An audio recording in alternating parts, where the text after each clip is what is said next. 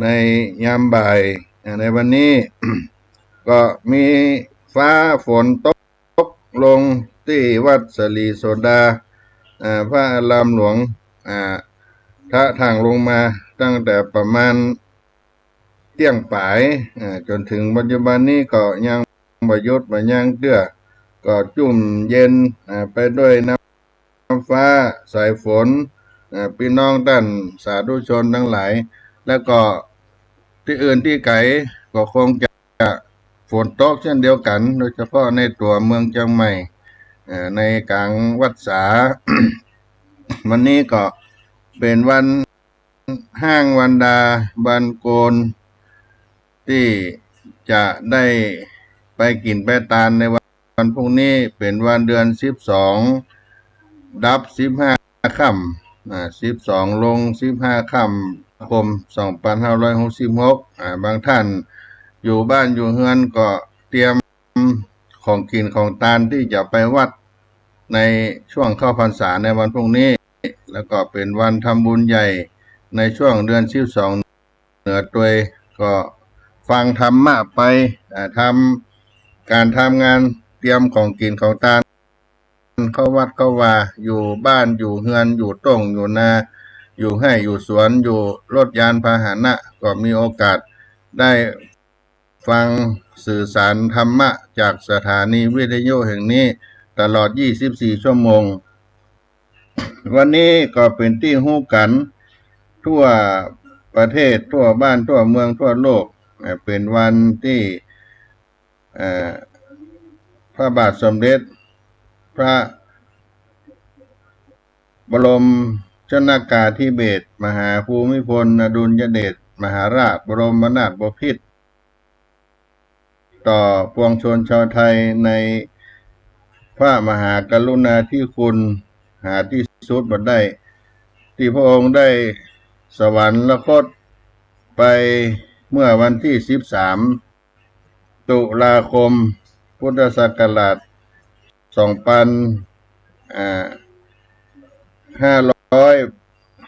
ที่ได้สวรรคตไปเพราะฉะนั้นวันนี้ก็เป็นวันน้อมรำลึกถึงพระองค์ท่านที่ได้สวรรคตเมื่อวันพฤหัสบดีที่13 ตุลาคมพุทธศักราช2559เวลา15:52 ณโรงพยาบาลศิริราชซึ่งเป็นที่นำความเศร้าโศกสลดมาแก่ปวงชนชาวไทยทั้งประเทศและทั่วโลก เปรียบประดุจแสงประทีปแห่งสยามประเทศได้ดับลงยังความมืดมนปกคลุมทั้งชาติเสียงแส่ซองสรรเสริญเมื่อพระองค์ได้เคยเสด็จผ่านจากที่ได้ยินคำว่าทรงพระเจริญกับเงียบสนิทมีแต่คราบน้ำตาและสายตาที่มองของคนไทยและคนทั่วโลกก็เงียบเหงาเศร้าโศกอันเป็นที่อะไรแก่พระบาทสมเด็จพระเจ้าอยู่หัวในรัชกาลที่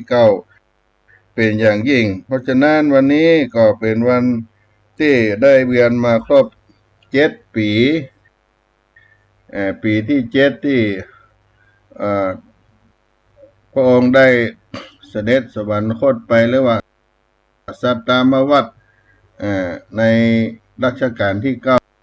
9เป็นวันนวมินทรมหาราชพระบาทสมเด็จพระบรมชนกาธิเบศรมหาภูมิพลอดุลยเดชมหาราชบรมนาถบพิตรที่ได้สวรรคตไปก็มีการทำบุญเพื่อถวายเป็นพระราชกุศลถวายแด่พระองค์ท่านทั่วบ้านทั่วเมืองและพร้อมกันนั้นสาธุชนทั้งหลายที่ได้สดับรับฟัง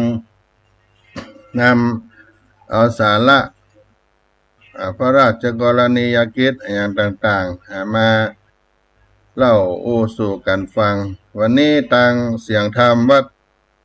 สลีโสดาพระอารามหลวงก็จะได้นำเอาพระธรรมเทศนามาลัยโพธิ์โลกมาแสดงธรรมเอาไว้เป็นการถวายเป็นพระราชกุศลแล้วก็ในวันพรุ่งนี้ก็เป็นวันศีลวันพระด้วยได้อุทิศการรับผลไปถึงพระบาทสมเด็จพระชนากาธิเบศรมหาภูมิพลอดุลยเดชมหาราชบรมนาถบพิตรและก็ถึงร่วงรับดับขันไปตามประเพณีชาวล้านนาไทยวันนี้ก็จะได้นำเอาพระธรรมเทศนามาปั่นมาฝากพี่น้องได้ไหว้สาดากินดาตานวันนี้วันพวกวันศีลหลวงเดือน12ลง15ค่ำเดือนดับเดือนศีลใหญ่ก็ได้ไหว้นาสาเอาพระธรรมเทศนาไปพร้อมๆกันณโอกาสนี้ได้ถวายเป็นพระราชกุศลด้วยเน้อ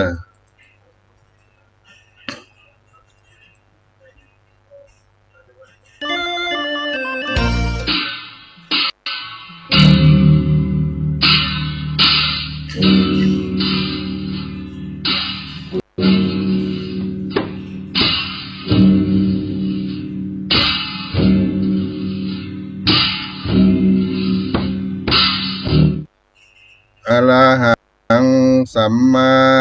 สัมพุทโธภควาพุทธังภควันตังอภิวาเตมิสวากขาโตภควตาธัมโมธัมมังนามัสสามิสุปฏิปันโนภควโตสาวกสังโฆสังฆังนะมามิอันธรรมยังพุทธัสสะภะคะวะโตปุพพะกะนะมะกะลังกะโลมาเสนะโมตัสสะภะคะวะโตอะระหะโตสัมมาสัมพุทธัสสะนะโมตัสสะภะคะวะโตอะระหะโตสัมมาสัมพุทธัสสะนะโมตัสสะภะคะวะโตอะระหะโตสัมมาสัมพุทธัสสะ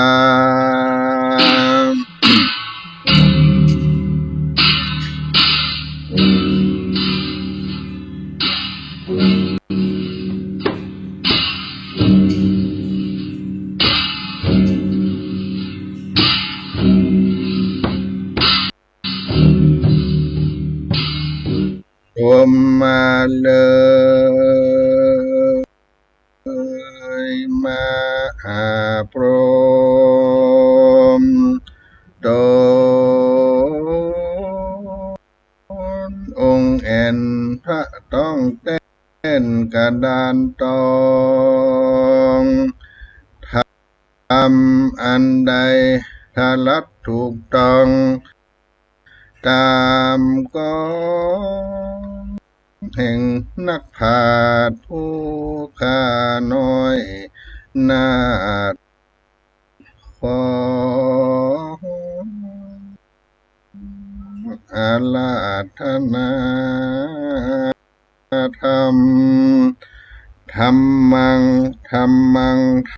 อาราธนังกาโลมา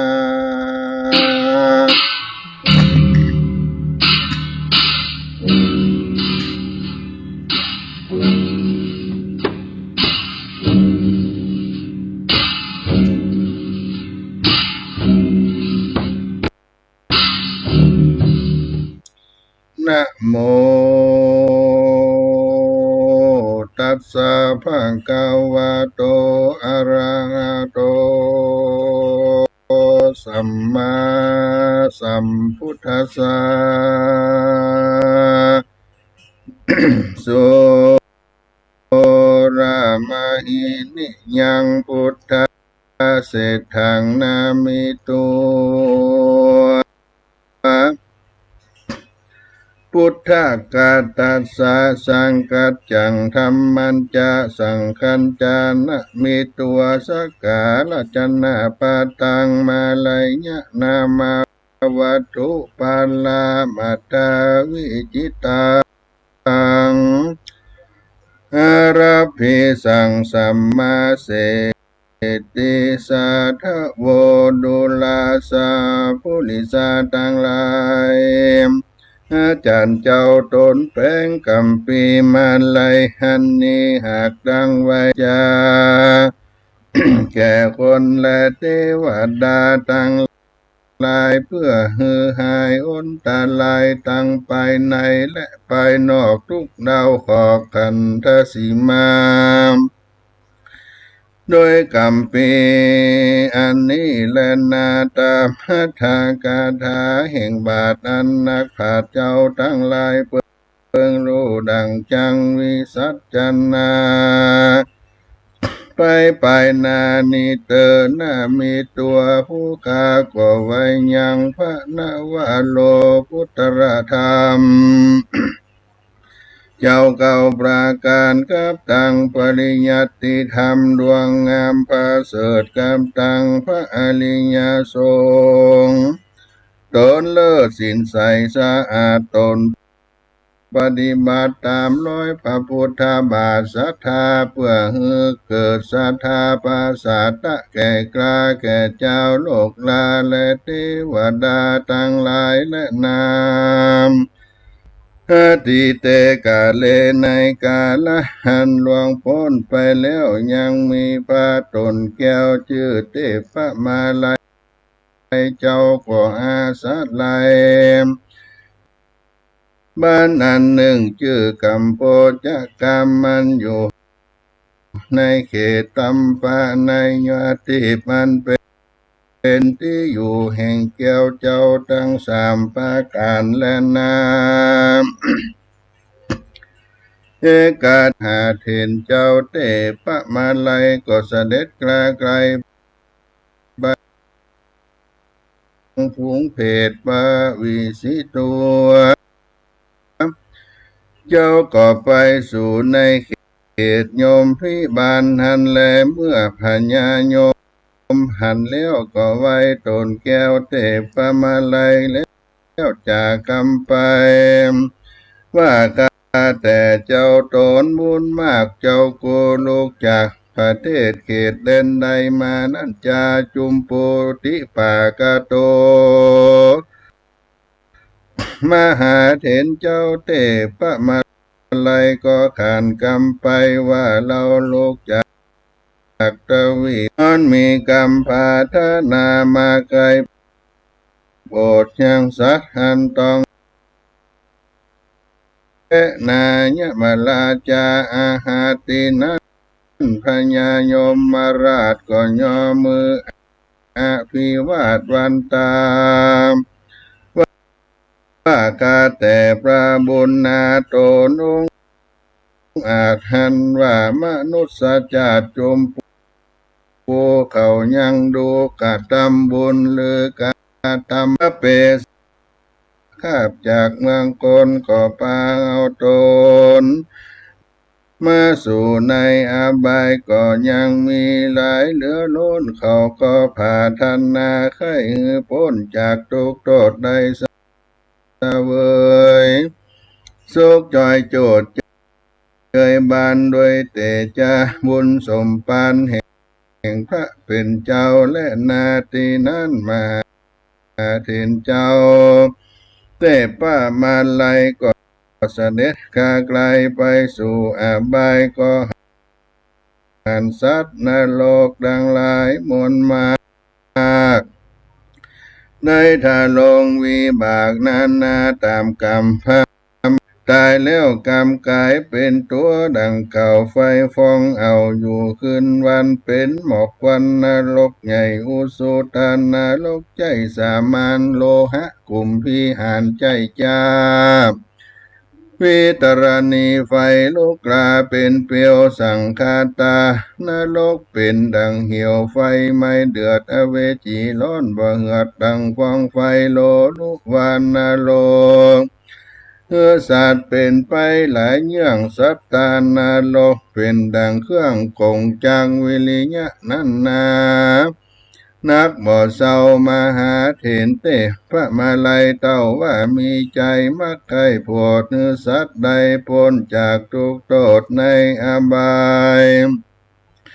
เจ้าก็บ่ดูได้แต่ใช้เว้นแต่โพดพอได้ย้อนเว้นหาประการเหตุยังต้องโทษหานนันตริยกรรมหยาบจ้าชักรอไว้ทาปาลิญญาเมตไตรมาโปรดจริงจังปนโทษเมื่อไปลุนและนาตีนั้นมหาเถนเตปะมาลัยก็รีบเสด็จกลาไกลมาสู่ยังที่อยู่ยมราจาก็ไขขี่ยางรู้ข่าวจุอันก็มีและนามที่นั้นพระญาโยมพิบาลก็ย่อมือสั่นก้มกล่าวไว้มหาเถรเจ้าเตปะมาลัยแล้วจากกรรมไปโอกาสว่าข้าแต่พระตนองค์อาจศีลสีขอสั่งกรรมดีเมื่อบอกแก่เจ้าเมืองนอกจุมพูว่าปากันมีศีลจูอย่าได้ขาดอย่าได้พมาทตั้งตานอย่าได้มีใจหันบาปเศร้าอย่าด่าสั่งข้าเจ้าและจีพรามได้ปฏิบัติตามไปจะใจอย่าได้ตานไม่สลีมหาโพธิ์อย่าได้มังแก้วโกดเจดีกันว่าตายหนีจากเมืองคนได้เอาตนไปเกิดในห้องฟ้าเลิศเมืองสวรรค์อย่าได้ผ่านมาสู่ยังที่อยู่อเวจีขอพระตนบุญมีท่านเจ้าเอากรรมนี้เล่าเมื่อบอกแก่เจ้าเมืองนอกจุมปูแด่เธออันว่ามาเตียนเจ้าเตปะมาลัย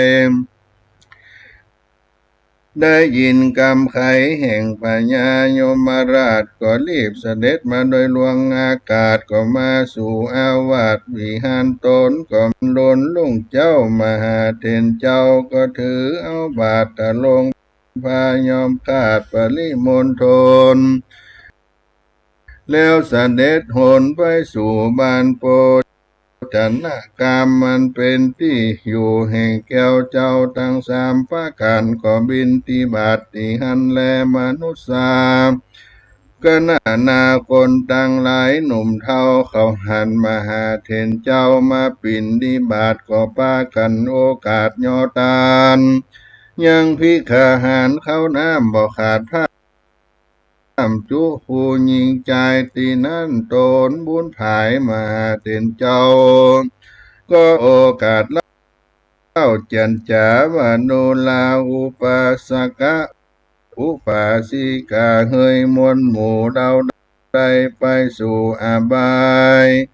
โจมสัตตาหลายมวลมากเขาได้ฝากกรรมมหาสัมปันทะวงศาพี่น้องอันอยู่ในแห่งห้องจุมปูก็ได้อินดูยังหมู่เขตอันอยู่ในห้องเขตอบายเขาได้ทะลงทุกหลายข้ามเจ้าขอพี่น้องเผ่าวงศา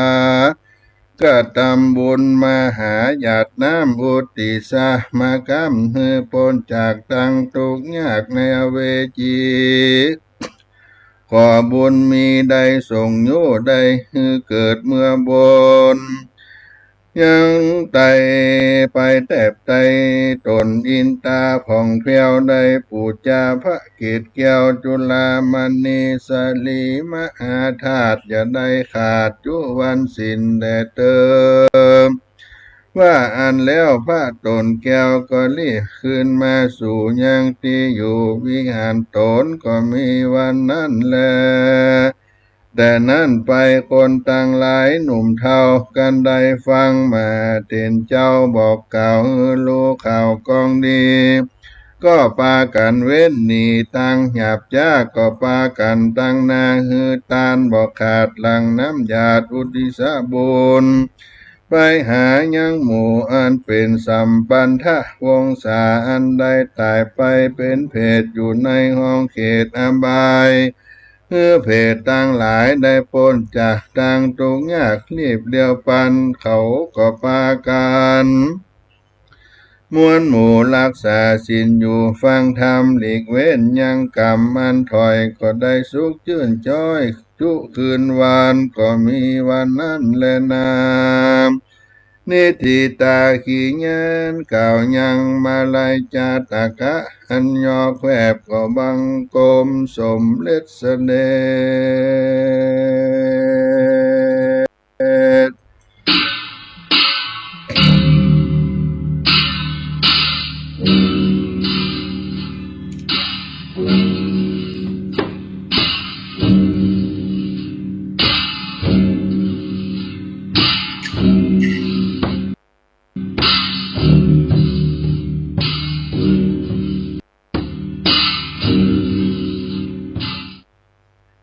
นะโมตัสสะภะคะวะโตอะระหะโตสัมมาสัมพุทธัสสะนะโมตัสสะภะคะวะโตอะระหะโตสัมมาสัมพุทธัสสะนะโมตัสสะภะคะวะโตอะระหะโตสัมมาสัมพุทธัสสะกุศลธรรมาอากุศลธรรมาอัปปยากตาธรรมาสุขายาเวทนายาสัมปยุตตาธรรมาทุกขายาเวทนายาสัมปยุตตาธรรมาอาทุกขมาสุขายาเวทนายาสัมปยุตตาธรรมาวิปัสสกาธรรมาวิปากาธรรมะธรรมาเนวะวิปากานาวิปากาธรรมะธรรมาอุปาติโนปินุปาตานิญาธรรมาอนุปาตินานุปาตานิญาธรรมาสังกิริทาสังกิเลสิกาธรรมาอสังกิเลทาสังกิเลสิกาธรรมาอาสังกิริทาสังกิเลสิกาธรรมาสาวิตกะสาวิจาลาธรรมาอาวิตกะวิจาลามัตตาธรรมาอาวิตกะวิจาลาธรรมาปิติสหกตามาอุตัสสะเนนะปะหะตปะธัมมาภาวะนายาปะหะตปะธัมมาเนวตัสสะเนนะนาภาวานายาปะหะตปะธัมมาตัสสะเนนะปะหะตปะหิตุกะธัมมาภาวะนายาปะหะตปะหิตุกะธัมมาเนวะตัสสะเนนะปานาภาวะนายาปะหะตปะหิตุกะธัมมาอัจจยากามิโนธัมมาอปัจจยากามิโนธัมมาเนวาจยากามิโนนาปัจจยากามิโนธัมมาสิกขาธัมมาสิกขาธัมมาเนวาสิกขานาสิกขาธัมมาปะลิตาธัมมามหกตาธัมมาอัปปามานาธัมมาปะลิตารัมมานาธัมมามหกตารัมมานาธัมมาอัปปามานาลัมมนาธัมมาหินาธัมมามัชชิมาธัมมาปานิตาธัมมามิจฉาตานิยตาธัมมาสัมมัตตานิยตาธัมมาอนิยตาธัมมามาการัมมนาธัมมามากาหิตุกะธัมมามากาติปาติโนธัมมาอุปันนาธัมมาอนุปันนาธัมมาอุปาติโนธัมมาติตาธัมมาอนากาตาธัมมาปัจจุปันนาธัมมา อาติตารัมมนาธัมมาอนากาตารัมมนาธัมมาปัจจุปันนารัมมนาธัมมาอาจจตาธัมมาจัตตาอาจตารัมมนาธัมมาปะหิทารัมมนาธัมมาอัจฉตาปะหิทารัมมนาธัมมาสันนิตัสสนะสัมปติฆาธัมมาอนิตัสสนะสัมปติฆาธัมมาอ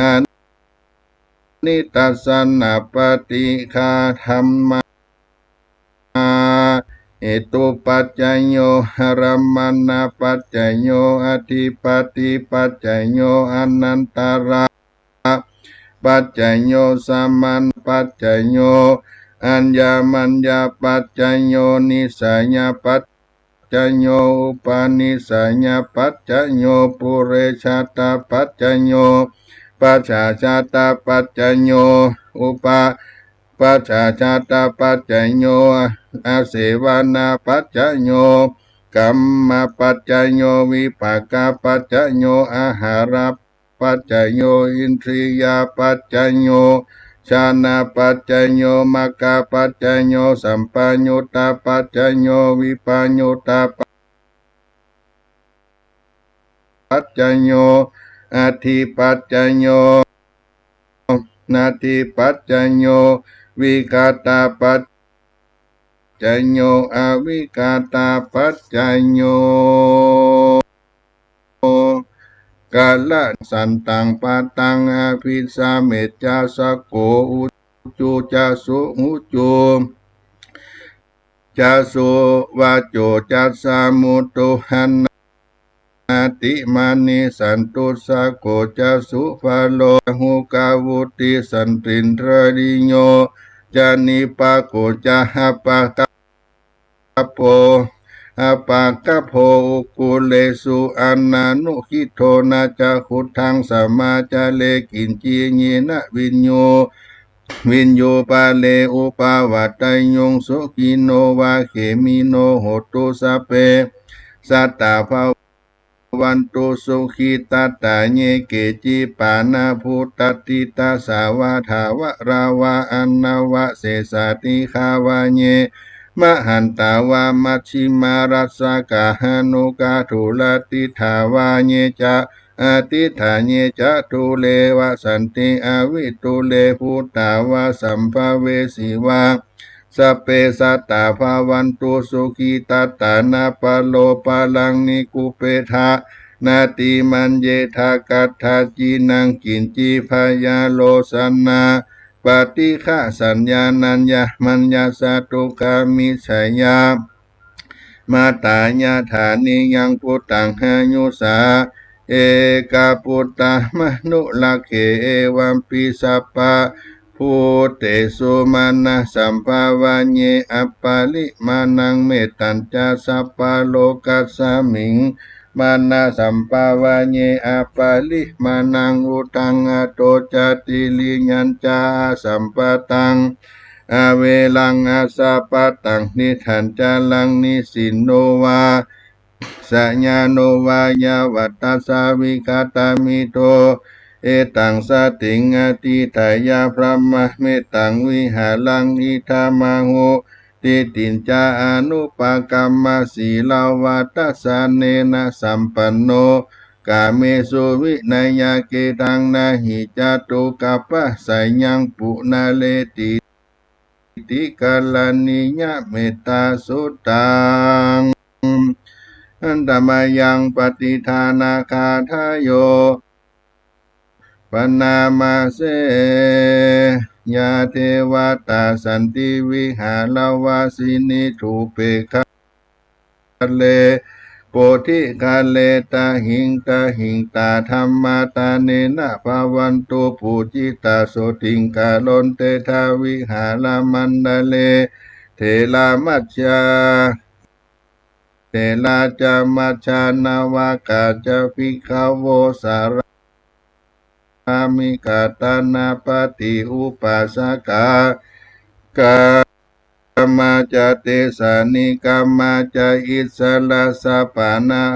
ภูตาสุขิตาภาวันตุเตจาลาตาอัตภาอัทาโวปปาติกานิญาณิกังธรรมะวาลังปฏิจจเตสเปปิตุกัสสะกาลนตุสังฆายังถาตุจีลังสตัง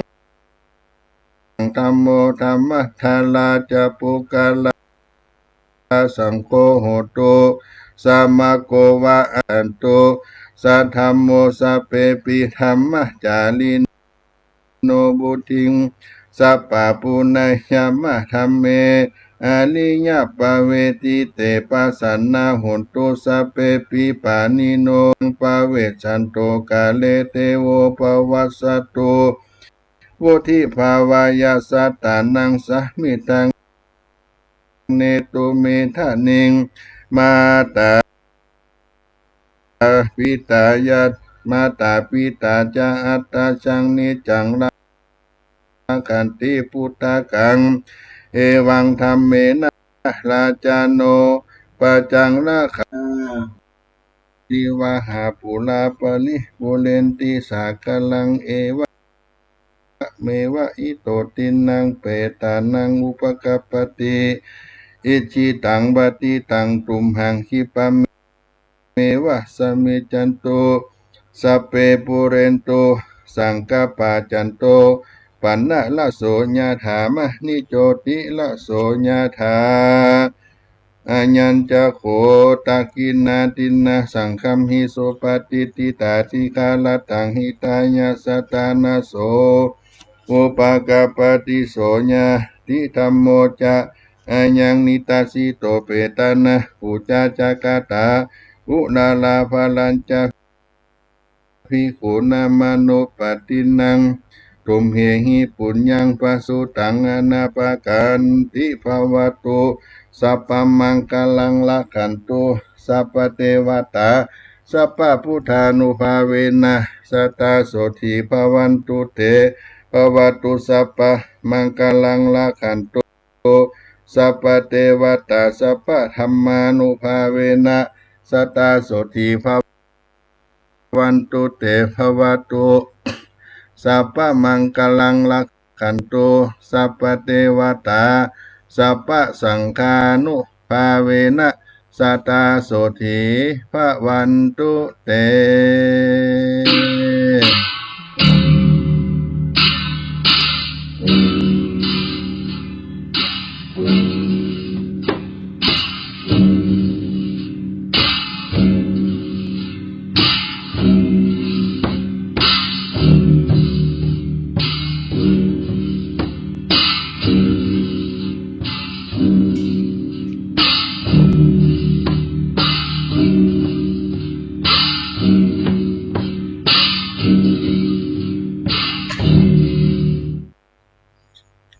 ศรัทธาพุทธศาสนิกชนทุกท่าน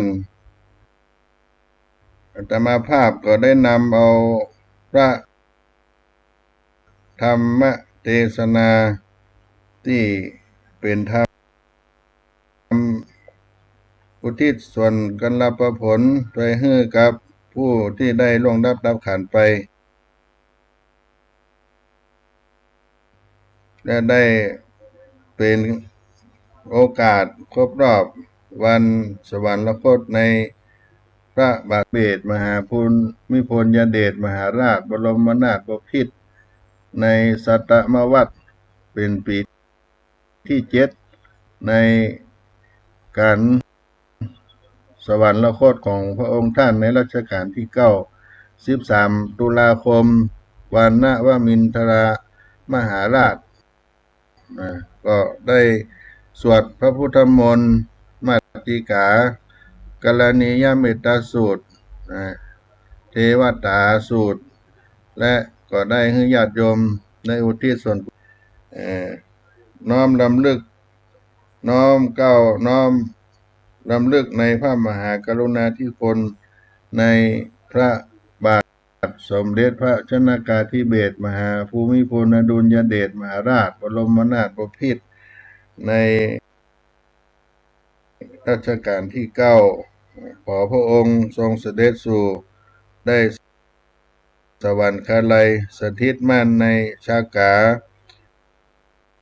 มาพระจรสวรรค์ชั่วนิรันดร์เทินในนามของคณะสงฆ์วัดสลีโสดาพระอารามหลวงและสาธุชนที่ได้สนณโอกาสวันนี้พร้อมกันนั้นก็ได้แผ่บุญไปถึงบรรพชนบรรพบุรุษที่ได้ล่วงดับขันไปโดยวันพรุ่งนี้ก็เป็นวันศีลวันพระด้วยก็ถือโอกาสเป็นปุพพะเปตพีตานไปฮือกับสัมพันธชนบรรพชนได้รับโอกาส แห่งบุญกุศลที่พุทธศาสนิกชนเฮาต้านทั้งหลายได้แสดงออกซึ่งเป็นธรรมะแห่งความกตัญญูกตเวทิตาให้แก่ผู้มีพระคุณของเราเพราะฉะนั้นวันนี้เป็นวันที่สาธุชนทุกท่านได้น้อมรำลึกในพระบาทสมเด็จพระเจ้าอยู่หัวก็ขอทุกท่านได้ตั้งจิตได้เป็นกุศลได้น้อมถวายแก่พระองค์ท่านในการนี้ก็คณะสงฆ์คณะพุทธศาสนิกชนแต่ละวัดละวาก็มีการได้ประกอบพิธีเจริญพระพุทธมนต์ถวายเป็นพระราชกุศลรำลึกในวันนวมินทรมหาราช13 ตุลาคมที่พระองค์ท่านได้สวรรคตไปและได้น้อมรำลึกในพระมหากรุณาธิคุณพระราชกรณียกิจต่างๆนานาที่ได้ทำให้ปวงชนชาวไทยตลอดถึงชาวโลกได้รับพระมหากรุณาธิคุณนั้นยิ่งใหญ่ก็น้อมถวายแก่พระองค์ท่านและขอให้เอาท่านทั้งหลายได้มีจิต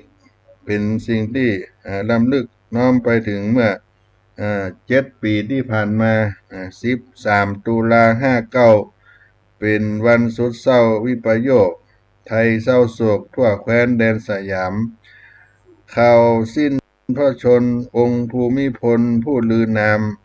กษัตริย์สยามผู้เกรียงไกรองค์ราชันตั้งแต่อุบัติทรงขจัดภัยทุกทั่วล่า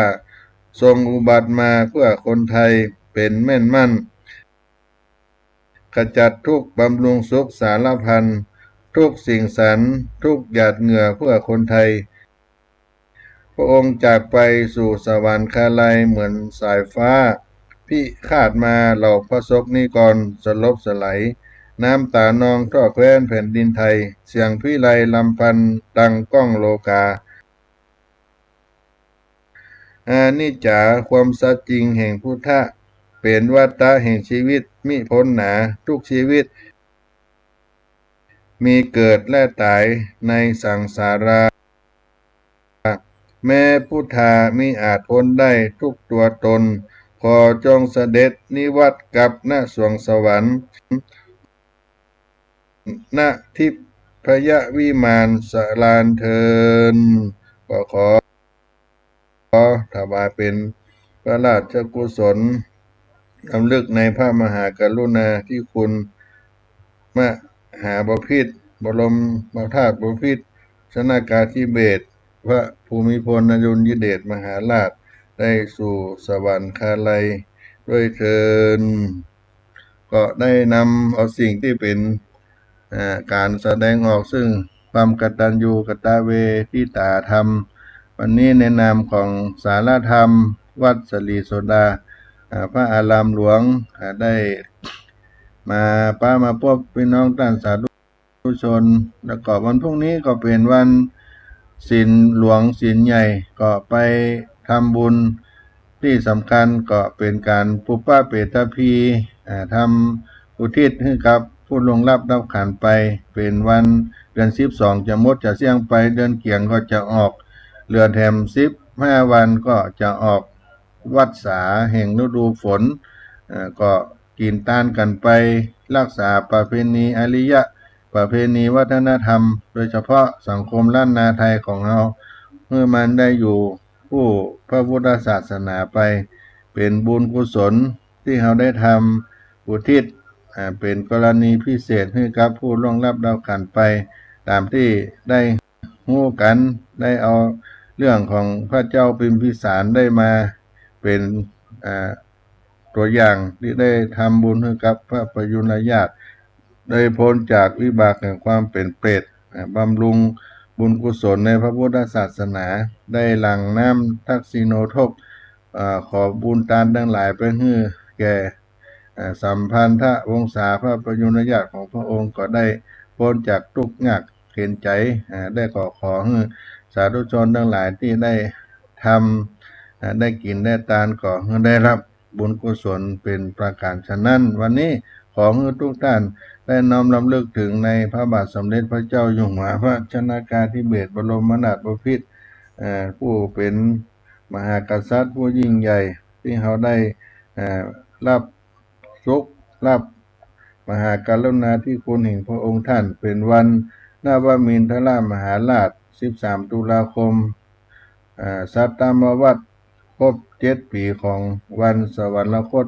ในพระบาทสมเด็จรัชกาลที่9พระบรมสมเด็จพระบาทสมเด็จพระบรมชนกาธิเบศรมหาภูมิพลอดุลยเดชมหาราชบรมนาถบพิตรวันนี้ขอความสุขความเจริญจงมีแก่พี่น้องท่านสาธุชนท่านผู้ฟังทั้งหลายเสียงธรรมวัดสลีโสดาขอให้ทุกท่านอยู่เย็นเป็นสุขกันทั่วหน้าจัตตาโลธรรมาวัฏันติอายุวันโนสุขังพลัง